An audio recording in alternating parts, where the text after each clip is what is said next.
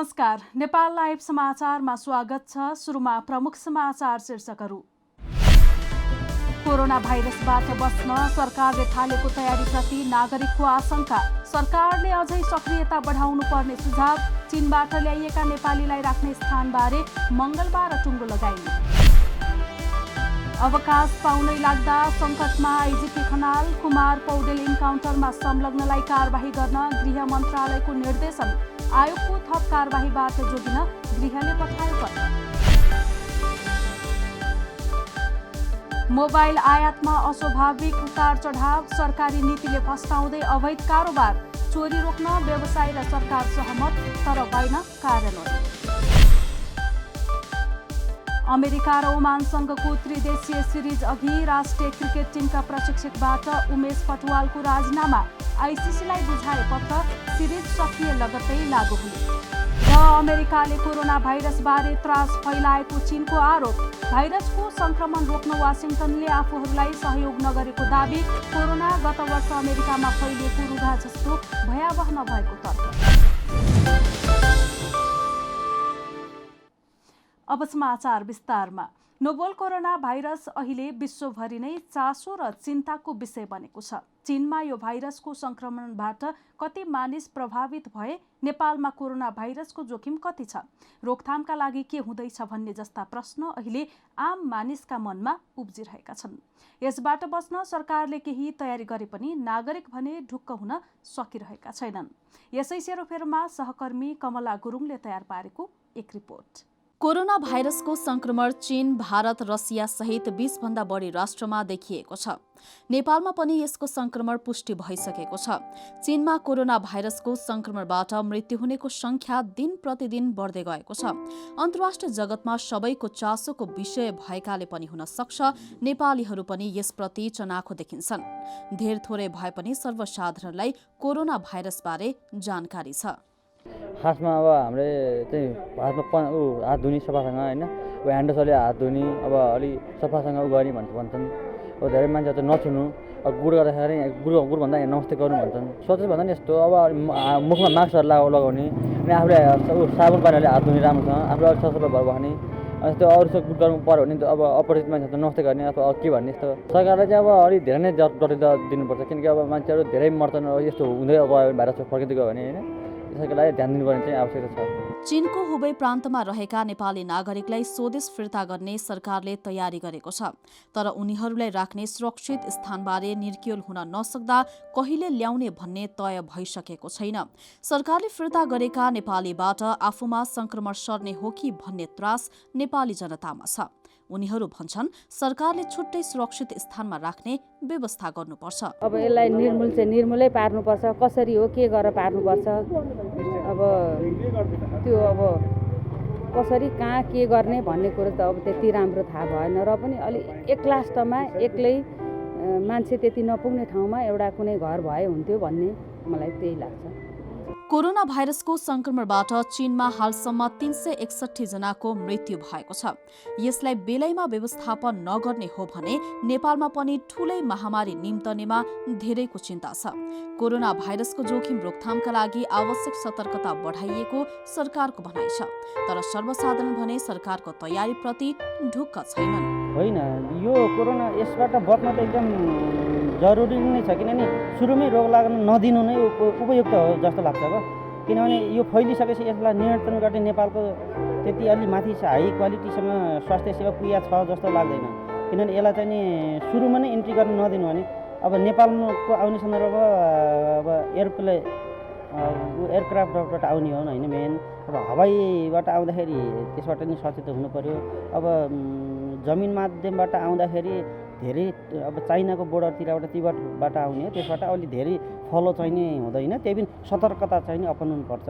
अब हवाई माध्यमबाट आउँदाखेरि चाहिँ नि सरकारले चाहिँ नि तपाईँको विशेष निगरानी गरेर ओरेर यहाँ नेपालमा फैलन नदिने सजगता चाहिँ नि अपनाउनु पर्छ। किनभने त्यसलाई इन्ट्री गर्न दिनु नै हुँदैन, त्यो नदिनु नै उपयुक्त हो। त्यो नै सुरुमै नै दिएन भने पछि त त्यो फैलिँदैन, त्यो गर्न सक्यो भने राम्रो हो।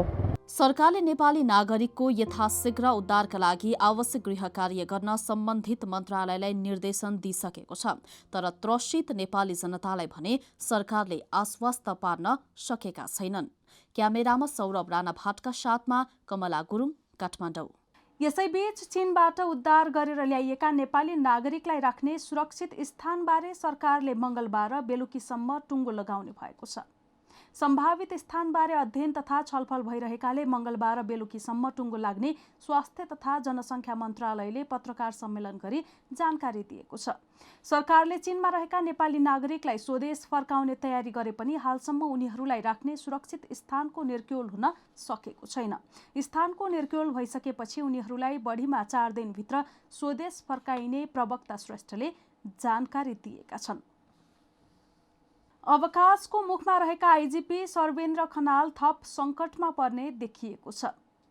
इन्काउन्टरको बहानामा विप्लव नेतृत्वको नेपाल कम्युनिस्ट पार्टीका सर्लाही जिल्ला इन्चार्ज कुमार पौडेलको हत्यामा संलग्न प्रहरीमाथि कारबाही गर्न गृह मन्त्रालयले प्रहरी प्रधान कार्यालयलाई निर्देशन दिएपछि उनी थप सङ्कटमा परेका हुन्। राष्ट्रिय मानव अधिकार आयोगले पौडेल मृत्युमा प्रत्यक्ष संलग्न प्रहरी निरीक्षक कृष्णदेव शाह, हलदारद्वय विनोद शाह र सत्यनारायण मिश्रलाई निलम्बन गरी फौजदारी अभियोगमा कारबाही गर्न निर्देशन दिएको थियो। प्रहरी महानिरीक्षकको प्रत्यक्ष नियन्त्रणमा रहेको विशेष ब्युरोका प्रहरी निरीक्षक कृष्णदेव शाह नै कुमार पौडेल हत्याका मुख्य अभियुक्त देखिएका छन्। विशेष ब्युरोका प्रहरीलाई निर्देशन र परिचालन गर्ने अधिकार प्रहरी महानिरीक्षकलाई मात्र रहेकाले निर्देशन दिने र आदेश दिने अधिकारी प्रहरी महानिरीक्षक सर्वेन्द्र खनाल हुन्छन्। गृहले पठाएको पत्र अनुसार कारबाही अगाडि बढाउँदा प्रहरी महानिरीक्षक खनाल समेत अप्ठ्यारोमा पर्न सक्छन्। तर प्रहरी महानिरीक्षकमाथि प्रहरी प्रधान कार्यालयले छानबिन गर्न सक्दैन। आयोगको सो निर्देशन पालना गर्ने हो भने गृह आफैले समिति गठन गरेर छानबिन गर्नुपर्नेमा पत्र पठाएर आयोगको थप कारबाहीबाट जोगिन मात्र खोजेको देखिएको छ।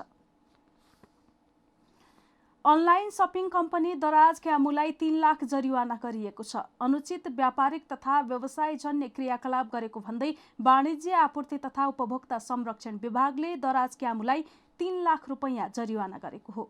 उपभोक्ता संरक्षण ऐन 2075 को दफा 38 को उपदफा ङ बमोजिम कसुर गरेको भन्दै विभागले कारबाही गरेको जनाएको छ। दराजले गरिरहेको व्यवसायको वैधताबारे विभागले गत मङ्सिरबाट नै अध्ययन गरिरहेको थियो। दराजलाई सोमबार 3 लाख जरिवाना गर्ने निर्णय भएको महानिर्देशक नेत्र प्रसाद सुवेदीले जानकारी दिए। बजार अनुगमनका क्रममा दराज कम्पनीले वस्तु तथा सेवाको वास्तविक गुणस्तर, परिमाण, मूल्य, नापतौल, ढाँचा वा बनावट आदि ढाँटी लुकाई, छिपाई वा झुक्क्याई त्यस्तो वस्तु वा सेवा बिक्री वा प्रदान गरेको वस्तुको कृत्रिम अभाव सिर्जना गरेर वस्तु बिक्री गर्ने गरेको देखिएको छ। सरकारी नीतिकै कारण नेपालमा मोबाइलको अवैध आयात बढेको व्यवसायीहरूले बताएका छन्। सरकारले अवैध आयात भएको मोबाइल ट्र्याक गर्ने प्रणाली नै नबनाई यसमा दिइएको मूल्य अभिवृद्धि कर फिर्ता गर्ने र अन्तशुल्क लगाउने निर्णय गरेका कारण मोबाइलको अवैध व्यापार फस्टाएको उनीहरूले बताएका हुन्। सरकारले मोबाइल आयातमा दिँदै आएको भ्याट फिर्ता सुविधा हटाउँदा आयात घटेको भन्सार विभागको तथ्याङ्कले देखाएको छ। मोबाइल फोन आयातकर्ता सङ्घका महासचिव अमित अग्रवालले सरकारले दिएको मूल्य अभिवृद्धि कर फिर्ताको सुविधा हटाएर अन्तशुल्क लगाएकै कारण वैध व्यापार प्रभावित बनेको बताए। आर्थिक वर्ष 2075-76 को बजेट मार्फत सरकारले भ्याट फिर्ताको सुविधा हटाएको थियो। गत वर्षबाट नै नेपाल दूरसञ्चार प्राधिकरणले कार्यान्वयनमा ल्याउने भनेको यो प्रणाली चालु वर्षको आधा अवधि सकिँदा समेत स्थापना गर्न सकेको छैन, जसका कारण अवैध रूपमा नेपाल भित्रिएका मोबाइलको ट्र्याकिङ हुन सकेको छैन। IMEI नम्बर ट्र्याक गर्ने प्रणाली स्थापना गरेपछि यो समस्या समाधान हुन्छ भन्नेमा सरकार र व्यवसायी दुवै सहमत रहेको अर्थ मन्त्रालयका राजस्व सचिव शिशिर कुमार ढुङ्गानाले बताए। यो प्रणाली स्थापनाको प्रक्रिया अघि बढेको उनले जानकारी दिएका छन्।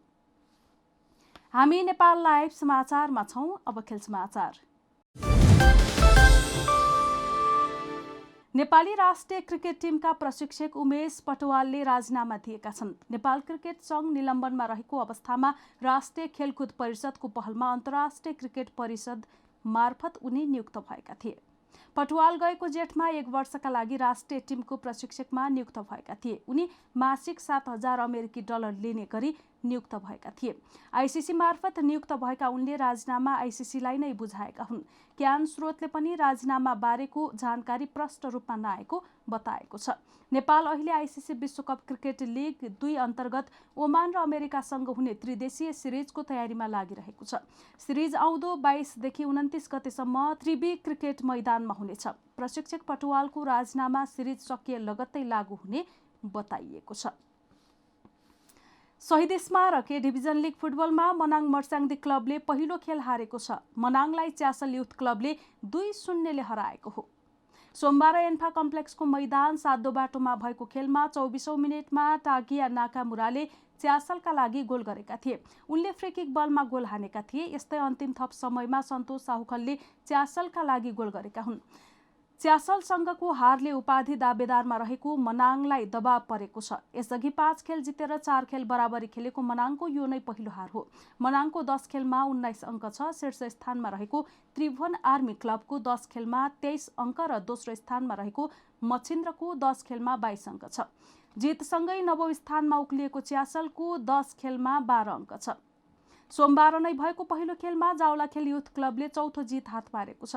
जावलाखेलले ब्रिगेड बोइज क्लबलाई 1-0 गोल अन्तरले पराजित गरेको हो। जावलाखेलको जितमा सुजित बुढाथोकीले गोल गरे। जितसँगै जावलाखेल लिगको 6औं स्थानमा उक्लिएको छ। जावलाखेलको 10 खेलबाट 15 अङ्क छ। पराजित ब्रिगेड बोइजको भने 10 खेलबाट 8 अङ्क बनाउँदै लिगको 11औं स्थानमा छ। नेपाल लाइभ समाचारमा अब अन्तर्राष्ट्रिय समाचार।